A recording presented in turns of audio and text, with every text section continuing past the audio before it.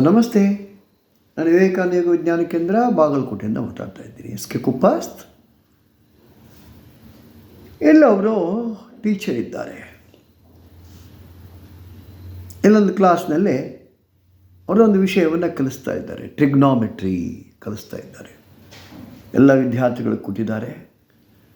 ಅವರಿಗೆ ಪಾಠ ಮಾಡಬೇಕಾದ್ರೆ ಅವರು ಪಾಠವನ್ನು ಪ್ರಾರಂಭ ಮಾಡ್ತಾರೆ. ಹೆಂಗೆ ಮಾಡ್ತಾರೆ? ಟ್ರಿಗ್ನಾಮೆಟ್ರಿ ಬಹಳ ಕಠಿಣವಾದ ವಿಷಯ ಇದು. ಇದನ್ನು ಅರ್ಥ ಮಾಡಿಕೊಳ್ಳೋದು ಅಷ್ಟು ಸುಲಭ ಅಲ್ಲ. ಇದನ್ನು ಯಾರೂ ಸಹಿತ ಇಲ್ಲಿವರೆಗೆ ಮೊದಲನೇ ಅಟೆಂಪ್ಟ್ನಲ್ಲಿ ಪಾಸ್ ಆಗೇ ಇಲ್ಲ. ಎಲ್ಲ ವಿದ್ಯಾರ್ಥಿಗಳು ಇದನ್ನು ಕೇಳ್ತಾರೆ. ಅದು ಅರ್ಧವಾರ್ಷಿಕ ಪರೀಕ್ಷೆ ಬರುತ್ತೆ. ವಾರ್ಷಿಕ ಪರೀಕ್ಷೆಯಲ್ಲಿ ಎಲ್ಲರೂ ಪರೀಕ್ಷೆ ಕೂಡ್ತಾರೆ.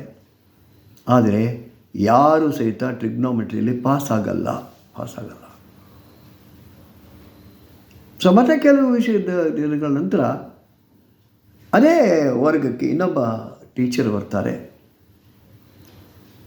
ಅದೇ ಟ್ರಿಗ್ನೋಮೆಟ್ರಿ ಸಬ್ಜೆಕ್ಟ್ ತಗೋತಾರೆ. ಅವರೇ ಹೇಳ್ತಾರೆ, ಟ್ರಿಗ್ನೋಮೆಟ್ರಿ ಬಹಳ ಸರಳವಾದ ವಿಷಯ ಇದು. ಇದನ್ನು ಎಲ್ಲರಿಗೂ ಪಾಸ್ ಮಾಡಲಿಕ್ಕೆ ಸಾಧ್ಯ ಇದೆ. ಮನಸ್ಸುಗೊಟ್ಟು ಕಲೀರಿ, ನೀವು ಪಾಸ್ ಆಗ್ತೀರಿ. ಯಾರಿಗೂ ಕಷ್ಟ ಏನಿಲ್ಲ ಇದನ್ನು ಮಾಡಲಿಕ್ಕೆ.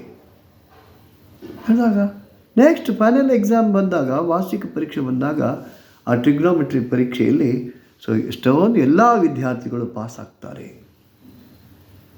ಏನದು ಹಾಗಾದರೆ? ಮೊದಲನೇ ಹಾಫ್ ಇಯರ್ ಎಕ್ಸಾಮ್ನಲ್ಲೇ ಫೇಲ್ ಆಗ್ತಾರೆ. ಫೈನಲ್ ಎಕ್ಸಾಮ್ನಲ್ಲಿ ಎಲ್ಲರೂ ಪಾಸ್ ಆಗ್ತಾರೆ. ಕಾರಣ ಏನು? ಮೊದಲನೆಯ ಟೀಚರ್ ಬಂದಾಗ ಯಾವ ರೀತಿ ಅವರು ಪ್ರಾರಂಭ ಮಾಡಿದರು, ಅವ್ರು ಹಾಕಿದ್ದೇನೋ ಯಾರು ಇದು ಭಾಳ ಕಠಿಣವಾದ ವಿಷಯ, ಇದು ಯಾರ ಕೈಲೂ ಪಾಸ್ ಆಗಲಿಕ್ಕೆ ಸಾಧ್ಯ ಇಲ್ಲ ಅನ್ನೋದನ್ನು ಪ್ರೋಗ್ರಾಮಿಂಗ್ ವಿಷಯ ಹಾಕಿದಾಗ ಅವ್ರ ಎಲ್ಲರ ತಲೆಯೊಳಗೆ ಅದೇ ಕೂತುಬಿಟ್ಟಿರುತ್ತೆ. ಇಟ್ ಈಸ್ ಪ್ರೋಗ್ರಾಮ್ಡ್ ಅಂತಾರೆ ಅದಕ್ಕೆ. Negative programming. ಇದನ್ನೇ ಎರಡನೇ ಸಲ ಬಂದಂಥ ಮತ್ತೊಬ್ಬ ಶಿಕ್ಷಕರು ಅಲ್ಲೊಂದು ಆತ್ಮವಿಶ್ವಾಸವನ್ನು ನಿರ್ಮಾಣ ಮಾಡ್ತಾರೆ. ಅವರಲ್ಲೇ ಧನಾತ್ಮಕವಾದಂಥ ವಿಚಾರಗಳನ್ನು ತಲೆಯಲ್ಲಿ ಹಾಕ್ತಾರೆ. ನಿಮ್ಮ ಕೈಲಿ ಇದು ಸಾಧ್ಯ ಇದೆ, ನೀವು ಮಾಡ್ತೀರಿ, ಇದು ಸರಳವಾದ ವಿಷಯ ಇದೆ, ಸ್ವಲ್ಪ ಪ್ರಯತ್ನ ಮಾಡಿದರೆ ಎಲ್ಲರೂ ಪಾಸ್ ಆಗ್ಬೋದು. ಅಂದರೆ ಎರಡನೇ ಸಲ ಬಂದಾಗ ಇದೊಂದು ಪಾಸಿಟಿವ್ ಪ್ರೋಗ್ರಾಮಿಂಗ್ ಆಗುತ್ತೆ. ಮೊದಲಿದ್ದನ್ನು ಇದು ತೆಗೆದು ಹಾಕಿಬಿಡುತ್ತೆ, ಎರೇಸ್ ಆಗಿಬಿಡುತ್ತೆ, ಎಲ್ಲರೂ ಪಾಸ್ ಆಗ್ತಾರೆ.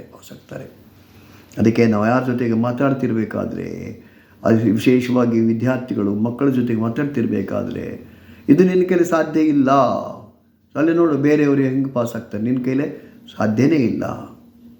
ನೀನು ಮನಸ್ಸುಗೊಟ್ಟು ಮಾಡಿಲ್ಲ ಅಂದರೆ ನೀನು ಫೇಲ್ ಆಗ್ತೀಯಾ. ಎಲ್ಲಿ ನೆಗೆಟಿವ್ ಹಾಕ್ತೀವಿ ನಾವು.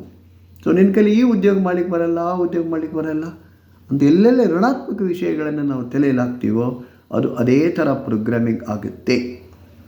ಎಂಥ ದುರ್ಬಲ ವ್ಯಕ್ತಿ ಇರ್ಬೋದು, ವೀಕ್ ಇದ್ದಿರ್ಬೋದು, ಅವನಲ್ಲೇ ಪಾಸಿಟಿವ್ ಪ್ರೋಗ್ರಾಮಿಂಗ್, ಧನಾತ್ಮಕವಾದಂಥ ವಿಷಯಗಳನ್ನು ನಾವು ಕೀನ್ ಮಾಡಿದಾಗ ಡೆಫಿನೆಟ್ಲಿ ಯಶಸ್ಸು ಸಿಗುತ್ತೆ.